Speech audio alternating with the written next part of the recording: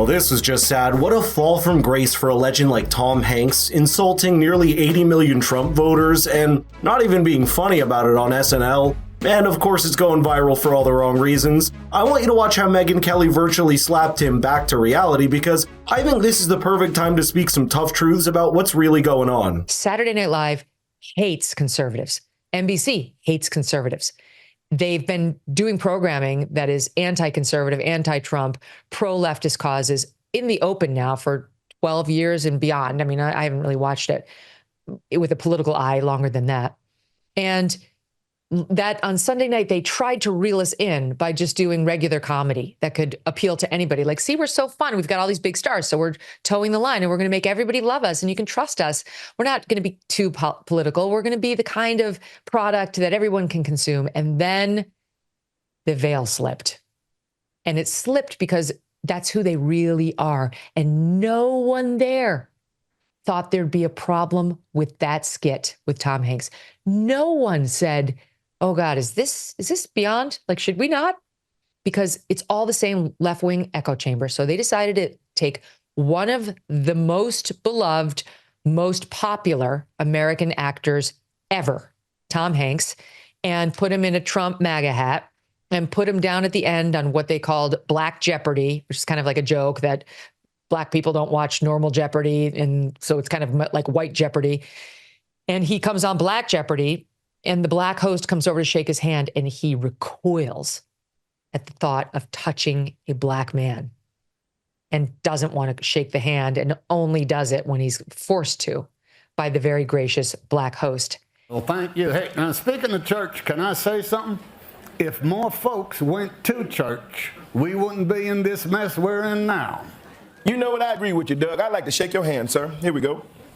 No, oh, no. Like that. Oh, no. It's just a handshake. Yeah, it's just a handshake. Yeah, all right. You're welcome in Black Jeopardy anytime. All right. Well, thank you. As a South Carolinian, I have to say that is a terrible fake Southern accent. By the way, I want you to become part of these important conversations we have every day, so please be sure to subscribe and hit the notification bell to never miss out. Now, it almost feels like Tom Hanks is trying to pull a Robert De Niro, and it's not because he's being more overtly political than he used to be. It's the demonization of half of the American electorate into a caricature that Tom has actually been doing for nearly a decade. Remember, this character named Doug has appeared before on SNL nearly 8 years ago, and that time it was pretty funny. But as political Saturday Night Live comedy sketches have always been, they've always been directed to politicians themselves and not necessarily the American people. And that's what they're kind of starting to do, which is what's rubbing people the wrong way. The veil was down and we saw what they really think of all of us. Not just MAGA, but anybody on the right. They think you're a racist. They think you're all the ists for all sorts of psychological reasons that we've gone into and don't need to here.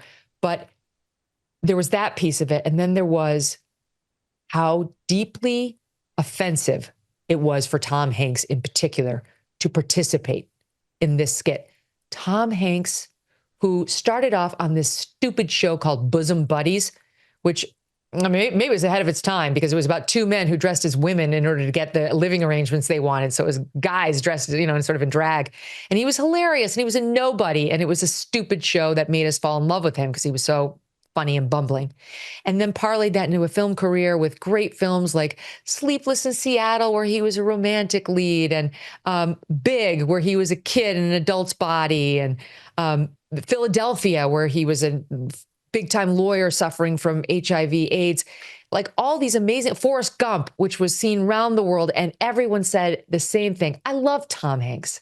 I love Tom Hanks. And that is what's sad. It's not just the fact that Tom Hanks himself fails to see the blatant racism of that caricature itself, but also, isn't SNL supposed to be funny in the first place? Maybe it was me, but I didn't see a punchline to whatever that skit was meant to be. White Trump-voting Americans don't even want to shake hands with another race group? Is that how disgustingly low they think of the entire political base? Not just that, the African-American vote for the Republican Party has been increasing over the last 3 elections, up from 8% in 2016 to 13% in 2020, and then nearly 20% in the last election, and it's precisely because of this racist condescension on mainstream media that everyone across the board sees straight through. And it's so sad that after over 4 decades of being loved by the American people across the political divide, this is what Tom Hanks thinks of half of them. In thanks to a nation, of audiences that included those guys who look like that,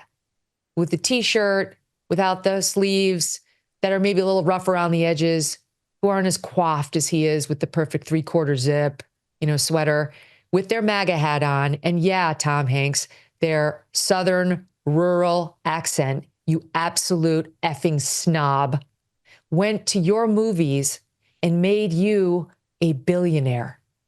And your thanks to them is to mock and belittle them in the 2 minutes you had to portray what they might be like. Shame on you. And he seems to be going the same direction as most of the rest of the Democratic Party, projecting its own implicit racism on other people. Remember, ever since the election, we've already seen the Democrats and the left-wing media unleash on their own voter base and calling them racist, misogynist for not voting the way that they wanted. Now, even former cast members at SNL like Victoria Jackson are reportedly upset with Tom Hanks destroying his own reputation like this, calling it stupid, and asking if they made fun of Kamala supporters. And that's a fair question, because there is a critical difference between political figures and the entire political voting base of your fellow Americans. You can satirize and demonize politicians all you want, but why do that to half the country? And for a pretty long time, that's what had kept Tom Hanks relatively on the sidelines of this political and culture war,